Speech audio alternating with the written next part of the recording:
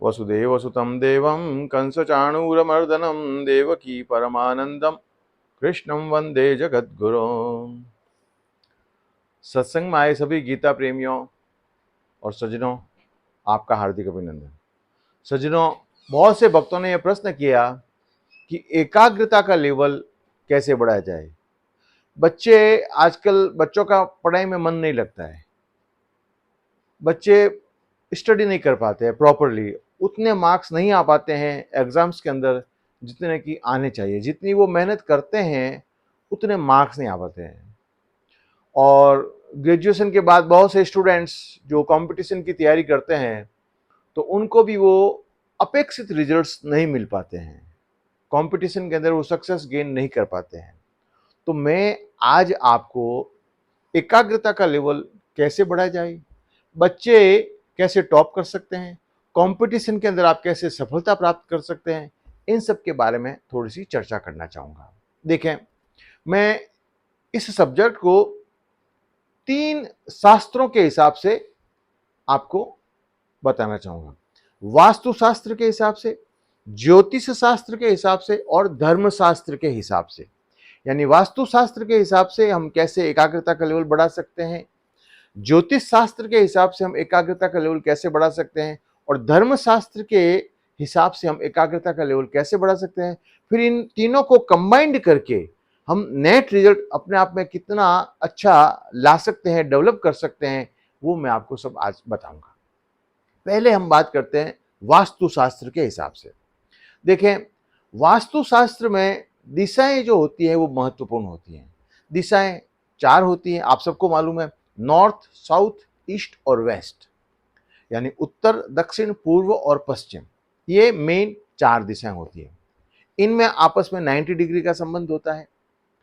अब अगर इन दिशाओं को 45 डिग्री से काटा जाए तो नॉर्थ और ईस्ट के बीच में नॉर्थ ईस्ट, साउथ और ईस्ट के बीच में साउथ ईस्ट, साउथ और वेस्ट के बीच में साउथ वेस्ट, और नॉर्थ और वेस्ट के बीच में नॉर्थ वेस्ट।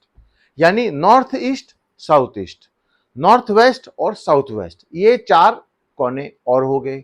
यानी टोटल 4 दिशाएं, नॉर्थ, साउथ, ईस्ट और वेस्ट, और फिर 4 कोने, नॉर्थ ईस्ट, साउथ वेस्ट और नॉर्थ वेस्ट। ये आपको क्लियर हो गया।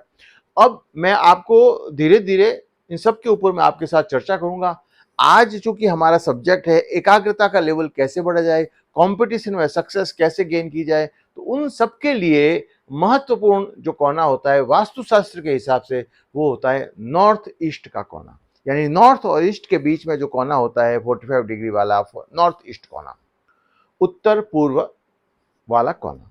ये नॉर्थ ईस्ट का जो कोना होता है वो सबसे महत्वपूर्ण कोना होता है पढ़ाई के हिसाब से, विद्या अध्ययन के हिसाब से, कंपटीशन में सफलता प्राप्त करने के लिए, बच्चों में एकाग्रता का लेवल कैसे बढ़ाया जाए, बच्चे टॉपर कैसे बन सकते हैं, इन सब के लिए north east the most important corner of the house.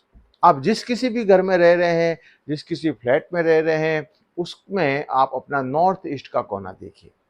North east का जो कोना होता है वो क्लैरिटी ऑफ माइंड के लिए सबसे महत्वपूर्ण कोना होता है।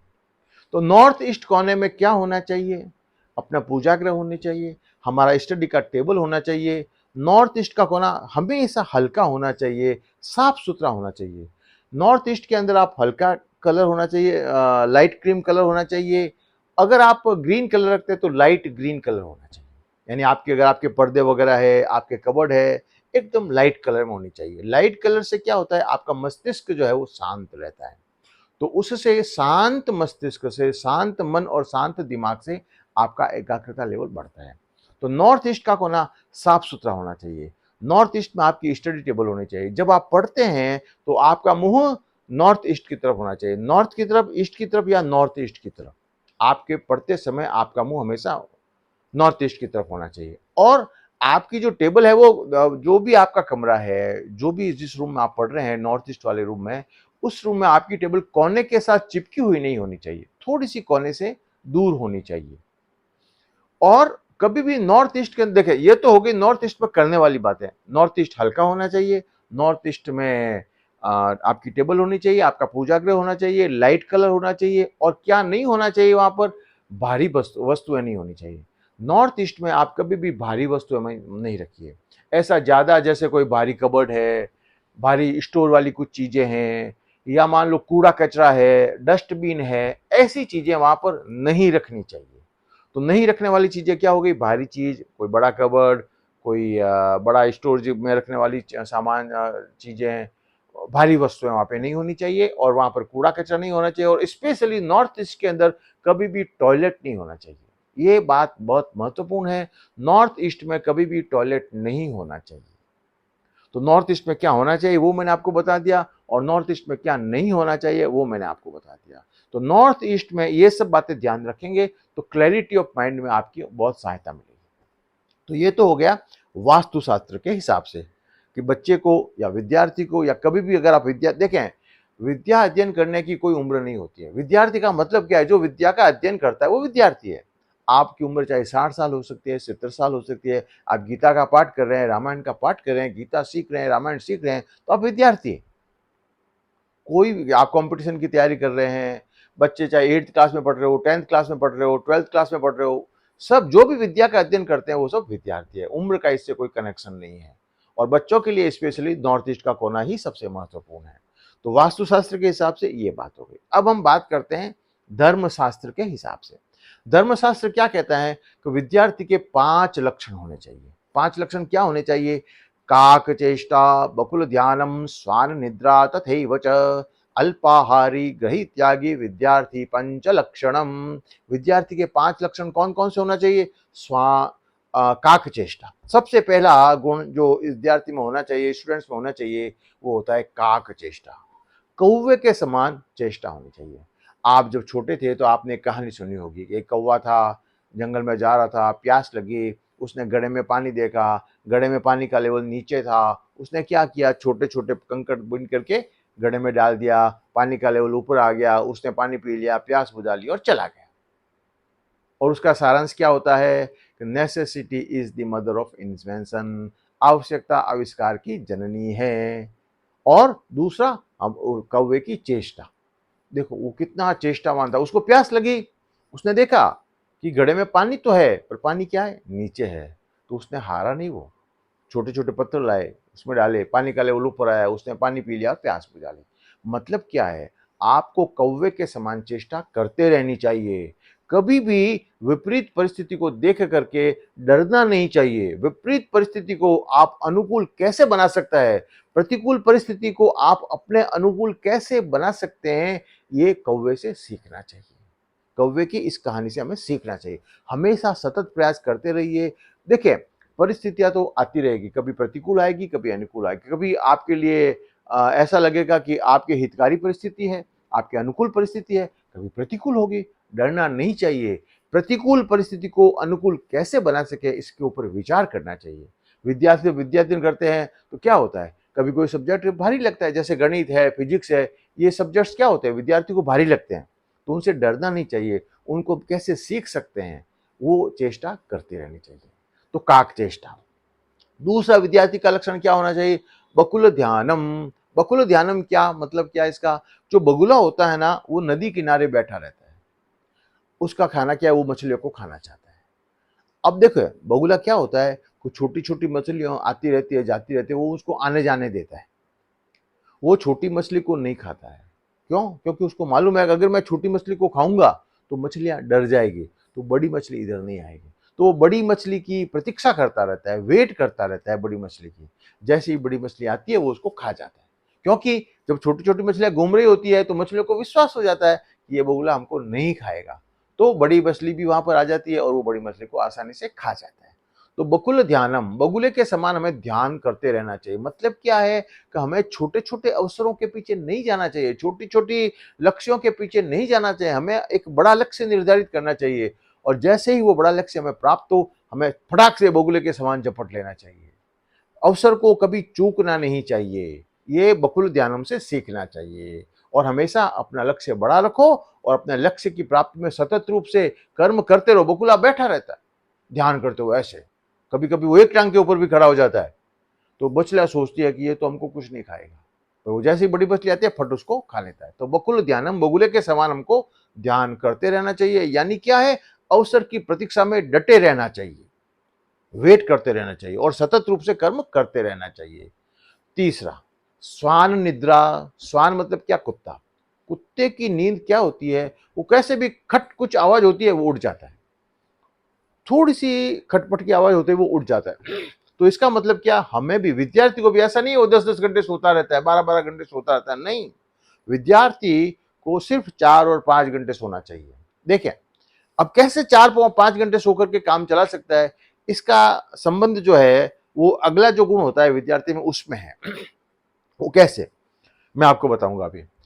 सबसे पहली चीज जो प्रक्रिया है कि आप अपनी नींद को कम कैसे कर सकते हैं। तो इसमें सबसे बड़ी बात क्या है कि जब आप नींद की गहराई को बढ़ा देते हो तो नींद का जो एक्सपांसन है, नींद की जो अवधि है, वो आपकी कम हो जाती है। कैसे? जैसे मान लो कभी कभी आपने देखा है ना, आप बहुत गहरे सोते हैं ना, तो आप 2 घंटे से ही उठ जाते हैं, और 2 घंटे में ऐसे उठते हैं आपको ऐसा लगता है अरे यार मैं तो 10 घंटे आज मैंने नींद ली है, आज मैं इतना फ्रेश हो गया, ऐसा लगता है मेरे को 10 घंटे सोया हूं।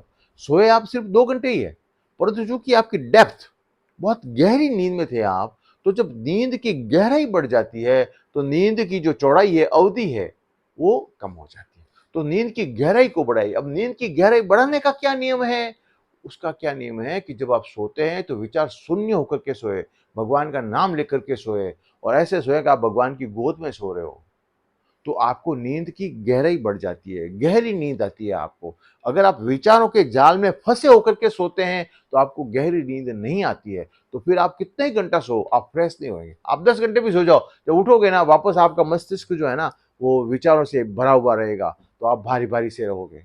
तो विचारों की जो श्रृंखला होती है, विचार जो चल रहे उसको आप विचार शून्य अवस्था कर दीजिए सोते समय। सोने का भी एक नियम होता है, इसके ऊपर भी मैं आपके साथ कभी चर्चा करूंगा। सोने का भी एक नियम होता है। तो आ, मैं आपको इतना बता देता हूं कि आप सोने की जो नींद की जो गहराई है ना उसको बढ़ा दीजिए। तो सोने की जो अवधि है, 4 घंटे 5 घंटे में आप फ्रेश हो जाएंगे और आप काम कर सकते हैं। तो श्वान निद्रा कभी आएगी, यानी थोड़ी सी नींद से आप कैसे काम चला सकते हैं कि जब आप सांस को बढ़ा देंगे तो अपने आप आपकी नींद की चौड़ाई जो है, वो अवधि जो है, वो धीरे धीरे धीरे धीरे अपने आप कम होती जाएगी, और 4 घंटे 5 घंटे में भी आप फ्रेश हो जाएंगे, ऊर्जावान हो जाएंगे। चौथा गुण, अल्पाहारी। अब इस अल्पाहारी का संबंध किससे है? कम निद्रा से भी है। अल्पाहारी का मतलब क्या? अल्प आहार करना चाहिए हमें। ऐसा आहार बहुत महत्वपूर्ण चीज है। आहार शुद्ध और सात्विक होना चाहिए और कम मात्रा में होना चाहिए। देखें, जब हम काम करते करते थक जाते हैं ना, तो हमको भूख लगती है, तो फिर हमें खाने की इच्छा होती है। इसका मतलब क्या? शरीर ऊर्जा चाहता है।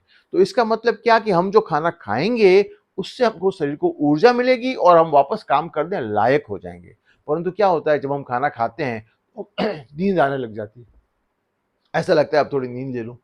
तो मतलब क्या है? अब आपने खाना ज्यादा खा लिया है, यानी जितना खाना आपको खाना चाहिए था उससे ज्यादा मात्रा में आपने खाना खा लिया है। इसके लिए अब आपको क्या हो रहा है? आप ऊर्जावान नहीं हुए हो, अब आप आलस से भर गए हो। तो खाने का भी कुछ बहुत सारे नियम है खाने के ऊपर भी। संक्षिप्त में आपको इतना ही कहूंगा कि आप ध्यान रखिए आप कैसा खाना खाते हैं, कितना खाना खाते हैं, कब खाते हैं, कैसे खाते हैं। बहुत महत्वपूर्ण बातें हैं। खाना खाना भी का भी एक नियम होता है, कैसे खाना खाना चाहिए। एकदम प्रसन्न चित्त होकर के, थाली के अंदर जो भी आ गया वो भगवत प्रसाद है, भगवत कृपा समझ करके हमें भगवान को नमस्कार करके खाना खाना चाहिए। बहुत प्रसन्न चित्त से खाना खाना चाहिए। तो खाने के भी कुछ नियम होता है, उनके ऊपर भी मैं आपके ऊपर लेटर ऑन चर्चा करूंगा। अभी आज मैं इतना ही समझाऊंगा कि अल्पाहार, हमें अल्प आहार लेना चाहिए ताकि हम ऊर्जावान रहें और हमारे को ज्यादा नींद भी नहीं आए। तो विद्यार्थी का चौथा लक्षण क्या हुआ? अल्पाहारी। और पांचवा लक्षण क्या है? ग्रही त्यागी। ग्रही त्यागी का मतलब क्या है? जो घर का त्याग कर सके। घर का त्याग करने का मतलब क्या है? कि जिसको घर के अंदर ज्यादा मोह और ज्यादा ममता और ज्यादा आसक्ति नहीं है। हमें देखें, हमें हमारे कर्तव्य कर्म के ऊपर ज्यादा ध्यान देना चाहिए, मोह और ममता और आसक्ति से रहित होकर के। गीता का मेन जो सार है, भगवान ने क्या कहा कि मोह और ममता और आसक्ति को त्याग कर हमें हमारे धर्म का, हमारे कर्तव्य कर्म का पालन करना चाहिए। तो ग्रही त्यागी का मतलब क्या है? घर के अंदर ज्यादा आसक्ति नहीं होनी चाहिए, हमें हमारे लक्ष्य के प्रति ध्यान देना चाहिए, हमें हमारे विद्या अध्ययन के ऊपर ज्यादा ध्यान देना चाहिए। जैसे पुराने जमाने में लोग पढ़ने के लिए काशी जाते थे, तो काशी जाने का मतलब क्या? वो प्रारंभ से ही उनको घर और गृहस्थी से एक तरीके का आसक्ति को छोड़ने की भावना पैदा होती थी। इसका मतलब ये नहीं है कि घर और गृहस्थी में नहीं रहना चाहिए, घर गृहस्थी में रहना चाहिए, परंतु धर्म का पालन करते हुए, कर्तव्य कर्म का पालन करते हुए, मोह ममता और आसक्ति को छोड़ करके रहना चाहिए। घर गृहस्थी नहीं होगी तो ये संसार चलेगा कैसे? तो घर और गृहस्थी तो होनी चाहिए, प्रेम पूर्वक हमें घर और गृहस्थी चलानी चाहिए, पर मोह और ममता और आसक्ति नहीं होनी चाहिए। तो विद्यार्थी के 5 लक्षण मैंने आपको बता दिए। काकचेष्टा बकुल ध्यानम स्वानिद्रा तदेव च अल्पाहारी गृहत्यागी विद्यार्थी पंच लक्षणम। ये विद्यार्थियों के 5 लक्षण हैं। तो अब जब ये 5 लक्षण विद्यार्थियों में होते हैं तो क्या होता है? उनका एकाग्रता का लेवल बढ़ता है, उनको फिर लक्ष्य के प्रति सजगता, सतर्कता बढ़ती है, निष्ठा बढ़ती है, और निश्चित रूप से वो टॉपर बनेंगे, वो कंपटीशन में सक्सेस गेन करेंगे, और वो जिस किसी भी विद्या का अध्ययन करेंगे उसमें सफलता मिलेगी। और तीसरी बात मैं अभी ज्योतिष के हिसाब से आपको बताऊंगा कि कैसे हम एकाग्रता का लेवल बढ़ा सकते हैं। देखिए, ज्योतिष के हिसाब से विद्या अध्ययन करने के लिए सबसे महत्वपूर्ण ग्रह है बृहस्पति। बृहस्पति ही विद्या का दाता, क्योंकि बृहस्पति देवताओं के गुरु है, तो बृहस्पति ही विद्या का दाता है, बृहस्पति ही आप एकाग्रता को लेवल को बढ़ाने वाला ग्रह है। तो बृहस्पति हमारी जन्म कुंडली में स्ट्रांग होना चाहिए, मजबूत होना चाहिए, अच्छा होना चाहिए। अब मान लो किसी की जन्म कुंडली में बृहस्पति अच्छा नहीं है, उसकी पोजीशन अच्छी नहीं है, वो स्ट्रांग नहीं है, बृहस्पति अस्त है, तो क्या वो विद्या अध्ययन नहीं कर सकता? नहीं, धर्मशास्त्र में इसका भी काट बताया गया है। उसको बृहस्पति की पूजा करनी चाहिए। बृहस्पति कौन है? देवताओं के गुरु, यानी गुरु की पूजा करनी चाहिए। अब गुरु कौन है? तो मैं आपको एक श्लोक सुनाता हूँ, वसुदेव सुतम देव वाला। उसमें चौथा चरण क्या है? कृष्णम वंदे जगत गुरु। कृष्ण ही जगत के गुरु है, मैं उनकी वंदना करता हूं। तो अब कृष्ण की वंदना करने के लिए हमको कृष्ण की गीता में जाना पड़ेगा। कृष्ण भगवान गीता में क्या कहते हैं कि मन मना बहुमत भक्तो मध्याजी माम नमस्कुरु। मेरे में मन लगा, मुझ में बुद्धि लगा, मुझको नमस्कार कर, मेरी पूजा कर, ये भगवान ऐसा गीता में कहते हैं। तो क्या होगा? आपकी बुद्धि सात्विक होगी, आपका मन सात्विक होगा। सात्विक बुद्धि, सात्विक मन, सात्विक आहार, आपका एकाग्रता का लेवल बढ़ेगा, आपको कंपटीशन में सक्सेस गेन करेंगी, आप अच्छे मार्क्स लाएंगे, और जहां कहीं भी जाएंगे आपको सफलता ही सफलता मिलेगी। तो मैंने आज आपको एकाग्रता का लेवल कैसे बढ़ा जाए, बच्चे टॉपर कैसे बन सकते हैं, आप कंपटीशन में सक्सेस कैसे गेन कर सकते हैं, इन सब्जेक्ट्स के ऊपर मैंने आपको 3 शास्त्र के हिसाब से बातें बताई। वास्तु शास्त्र के हिसाब से, धर्मशास्त्र के हिसाब से, और ज्योतिष शास्त्र के हिसाब से। अब आप क्या कीजिए, इन तीनों चीजों को कंबाइन कर लीजिए। जो मैंने बातें बताई आपको उसको कंबाइन कर लीजिए। यानी आप कभी भी पढ़ने बैठेंगे, विद्या अध्ययन करने बैठेंगे, तो कहां पर बैठेंगे? नॉर्थ ईस्ट के कोने में। साफ सुथरा होना चाहिए आपका नॉर्थ ईस्ट। ये हो गया वास्तुशास्त्र के हिसाब से। धर्मशास्त्र के हिसाब से तो फिर आपको आहार पर ध्यान देना पड़ेगा। कौवे के समान चेष्टा होनी चाहिए, बगुले के समान ध्यान होना चाहिए, स्वान निद्रा होनी चाहिए आपकी, अल्पाहारी होनी चाहिए आप। ये सब बातें हो गई। और बृहस्पति को मजबूत कैसे करें? गीता का पाठ करो, गीता का अध्ययन करो, गीता का 12 अध्याय का पाठ करो। तो ये सब बातें जब मिक्स हो जाएगी, एक साथ हो जाएगी आपके साथ में, तो निश्चित रूप से आपको मतलब सफलता प्राप्त करने से कोई रोक ही नहीं सकता। आप जहां कहीं भी जाएंगे टॉपर ही रहेंगे। आपका एकाग्रता का लेवल हमेशा बढ़ा हुआ ही रहेगा। धन्यवाद सज्जनों। वसुदेव सुतं देवं कंसचाणूरमर्दनं देवकी परमानंदम कृष्णं वंदे जगद्गुरो। बोल श्री कृष्णचंद्र भगवान की जय, गीता माता की जय, सद्गुरुदेव की जय, सनातन धर्म की जय। जय जय श्री राधे श्याम।